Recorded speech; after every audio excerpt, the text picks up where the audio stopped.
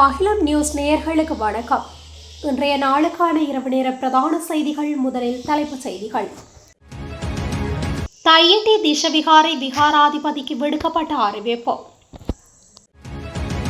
வேக நெடுஞ்சாலையில் போக்குவரத்து கட்டுப்பாட்டுகள் அறிவிப்பு. டிட்வா புயலுக்காக 50,000 கோடி ரூபாய் நிவாரணம் மேதின உரையில் அனுர அறிவிப்பு. தேசிய நிதி பாதுகாப்பு ஆபத்தில். இரு பிள்ளைகளின் தாயான இளம் பெண்ணுக்கு நடுவீதியில் நடந்த கொடூரம். இன்றிரவு 11:30 மணி வரை விடுக்கப்பட்டுள்ள அறிவிப்பு. சிறுவர் நன்னடத்தை நிலையத்தில் தங்கியிருந்த சிறுவர்கள் மீது தாக்குதல். வருட இறுதிக்குள் சிறைக்கு செல்லும் முக்கிய புள்ளிகள். இலங்கையில் ஆயிரக்கணக்கான அரசு ஊழியர்களுக்கு வெளியான அறிவிப்பு. தொடர்வன விரிவான செய்திகள்.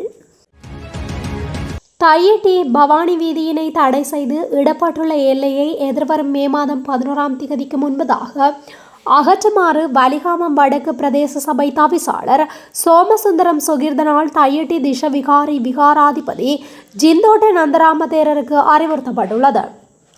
கடந்த ஏப்ரல் 21ஆம் தேதியிட்டு அனுப்பி வைக்கப்பட்டுள்ள கடிதத்தில் வலிகாமம் வடக்கு பிரதேச சபையின் உரித்துடைமைக்கு உட்பட்ட தையிட்டி பவானி வீதியினை தடை செய்து இடப்பட்டுள்ள எல்லையிடலை எதிர்வரும் 11/5/2026ஆம் தேதிக்கு முன்னதாக அகற்றுமாறு குறித்த வீதியினை தடுத்து எல்லையிடப்பட்டுள்ள இடப்பரப்புக்குள் வதிக்கும் தங்களிற்கு 1987ஆம் ஆண்டின் 15ஆம் இலக்க பிரதேச சபைகள் கட்டளை சட்டத்தின் பிரிவிற்கு அமைவாக அறிவித்தல் இத்தால் வழங்கப்படுகின்றது. மேலும் குறித்த வீதியினை சேர்த்து எல்லையிட்ட இடப்பரப்புக்கான உறுதிகளையும் ஆவணங்களையும் பரிசீலனைக்காக வலிகாமம் வடக்கு பிரதேச சபைக்கு எதிர்வரும் 2026 5/11ஆம் தேதிக்கு முன்பதாக சமர்ப்பிக்குமாறும் கேட்டுக்கொள்கின்றேன்.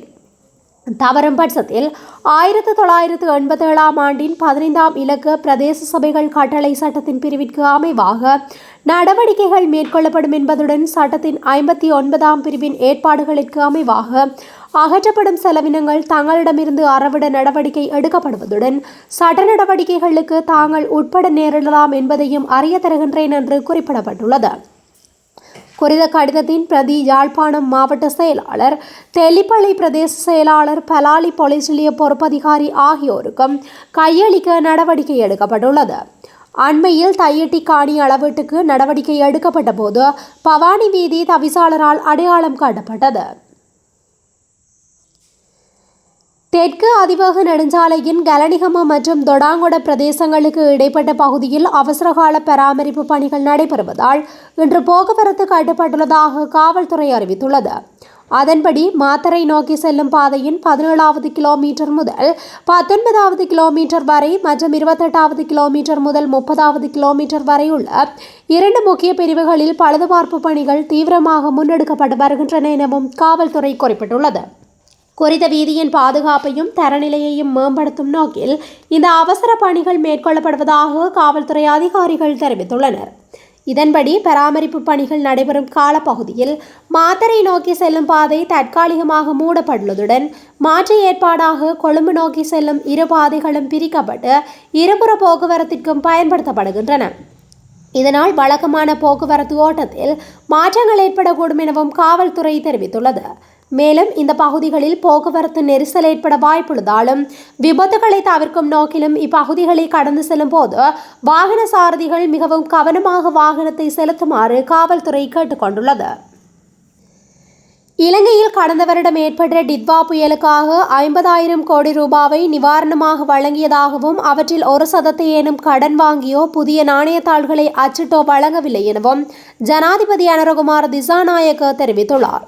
நுவரெலியாவில் இன்று இடம்பெற்ற மேதின கூட்டத்தில் கலந்து கொண்டு உரையாற்றும் போதே அவர் இந்த விடயத்தை குறிப்பிட்டுள்ளார். அங்கு தொடர்ந்து உரையாற்றிய அவர் வடக்கு, கிழக்கு, தெற்கு மற்றும் மலையகம் அனைத்து பகுதிகளிலும் அரசாங்கத்திற்கு ஆதரவு வழங்குகின்றனர்.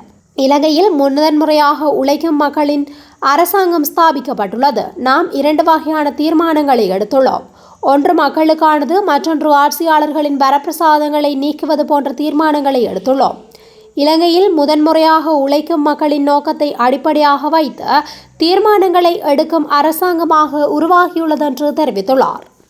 இலங்கையின் வெளிநாட்டு தவணை கட்டணமான 25 லட்சம் அமெரிக்க டாலர் சைபர் திருட்டுக்கு உள்ளாகியுள்ளமை நாட்டின் தேசிய நிதி பாதுகாப்புக்கு விடுக்கப்பட்ட பாரதூரமான அச்சுறுத்தல் என்று எதிர்க்கட்சித் தலைவர் சஜித் பிரேமதாச எச்சரித்துள்ளார். நேற்றைய தினம் கருத்து தெரிவிக்கும் போதே அவர் இந்த விடயத்தை தெரிவித்துள்ளார். அவர் மேலும் தெரிவிக்கையில் 25 லட்சம் அமெரிக்க டாலர் பெறுமதியான கடன் தவணையை நாடும் மக்களும் இழந்துள்ளனர். இதனால் உரிய தரப்புக்கு செலுத்த வேண்டிய கடன் தவணை செலுத்தப்படாமலே காணப்படுகின்றது. இந்த மோசடி காரணமாக சர்வதேச நிதி தரவரிசை மற்றும் ஏனைய பரிவர்த்தனைகளுக்கு பாதிப்புகள் ஏற்பட்டுள்ளனவா என்பது குறித்து அரசு நாட்டுக்கு விளக்கம் அளிக்க வேண்டும். கொடுப்பனவு செலுத்தப்படாமையால் ஏற்பட்ட இறையாண்மை கடன் தவறாமல் சர்வதேச மட்டத்தில் எத்தகைய பாதிப்புகளை ஏற்படுத்தும் என்பதை அரசு தெளிவுபடுத்த வேண்டும் என்று அவர் மேலும் தெரிவித்துள்ளார். குருநாகல் கல்கமுவ பிரதேசத்தில் இடம்பெற்ற கோர விபத்தில் 2 பிள்ளைகளின் தாயொருவர் உயிரிழந்துள்ளார். கல்கமுவை பகுதியில் பயணித்துக் கொண்டிருந்த ஹயஸ் வாகனமும் மோட்டார் சைக்கிளும் எதிர்பாராத விதமாக நேருக்கு நேர் மோதி விபத்துக்குள்ளாகின. இந்த விபத்தின் போது மோட்டார் சைக்கிளை செலுத்தி சென்ற பெண்ணே பலத்த காயமடைந்து சம்பவ இடத்தில் உயிரிழந்துள்ளார். உயிரிழந்தவர் கல்கமுவ பிரதேசத்தை சேர்ந்த 32 வயதுடையவர் எனவும் அவர் 2 பிள்ளைகளின் தாய் எனவும் அடையாளம் காணப்பட்டுள்ளார். விபத்துடன் தொடர்புடைய ஹயஸ் ரக வாகனத்தின் சாரதி போலீசாரால் கைது செய்யப்பட்டுள்ளார்.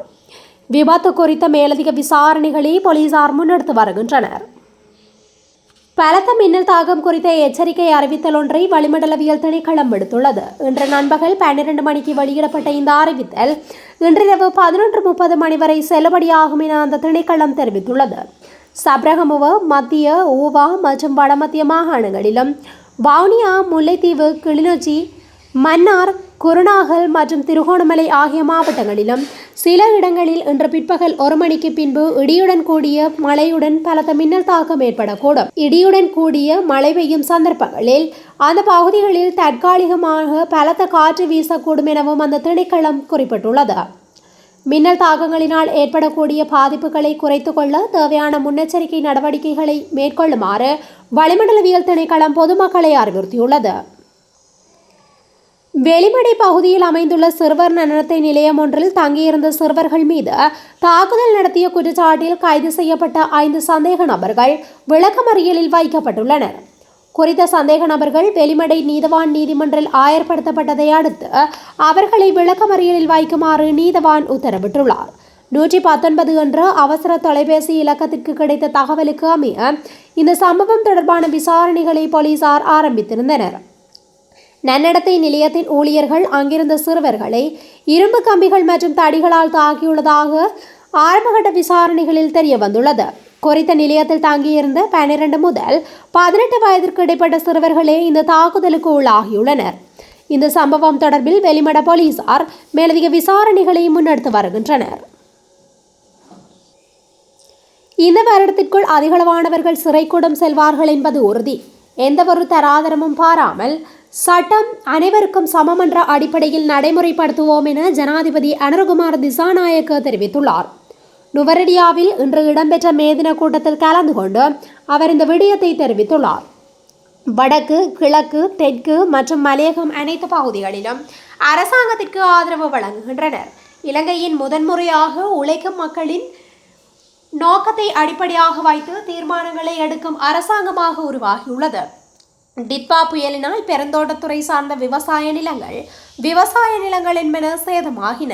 நாம் உழைக்கும் மக்களுக்கான அரசாங்கம் என்ற வகையில் அதிகளவான நிவாரணங்களை வழங்கினோம் என்றும் அவர் மேலும் குறிப்பிட்டுள்ளார். அரசு நிறுவனங்களில் தற்காலிக, நாளாந்த, பதில், ஒப்பந்த அல்லது நிவாரண அடிப்படையில் பணியாற்றும் ஊழியர்களை சேவையில் நிரந்தரமாக்குவது தொடர்பான 11/2026 இலக்க சுற்று நிருபம் வெளியிடப்பட்டுள்ளது. பொது நிர்வாகம், மாகாண சபைகள் மற்றும் உள்ளூராட்சி அமைச்சினால் வெளியிடப்பட்டுள்ள இந்த சுற்று நிருபம் அனைத்து அமைச்சின் செயலாளர்கள், மாகாண பிரதம செயலாளர்கள், திணைக்கள தலைவர்கள், அரச கூட்டுத்தாபனங்கள் மற்றும் விதிகளுக்கு அமைய அமைக்கப்பட்ட சபைகளின் தலைவர்களுக்கு அனுப்பி வைக்கப்பட்டுள்ளது. அண்மையில் நடைபெற்ற அமைச்சரவை முடிவுகளை அறிவிக்கும் ஊடகவியலாளர் சந்திப்பில் கருத்து தெரிவித்த அமைச்சரவை பேச்சாளர் அமைச்சர் வைத்தியர் நலிந்த ஜாயதிச இந்த தீர்மானத்தின் மூலம் சுமார் 9800 ஊழியர்கள் நிரந்தர நியமனங்களை பெற அனுமதி கிடைத்துள்ளதாக குறிப்பிட்டார். 2026 வரவு செலவு திட்ட முன்மொழிவுகளில் அறிவிக்கப்பட்டவாறு தற்போது அரசு நிறுவனங்களில் தற்காலிக பதில் ஒப்பந்த அல்லது நிவாரண அடிப்படையில் பணியாற்றும் ஊழியர்கள் இதன் கீழ் உள்வாங்கப்படவுள்ளனர் என்பதும் குறிப்பிடத்தக்கது. இத்துடன் இன்றைய நாளுக்கான இரவு நேர பிரதான செய்திகள் நிறைவடைகின்றன. தொடர்ந்தும் இதுபோன்ற செய்திகளை உடனுக்குடன் அறிந்து கொள்ள அகிலம் நியூஸுடன் இணைந்திருங்கள். நன்றி, வணக்கம்.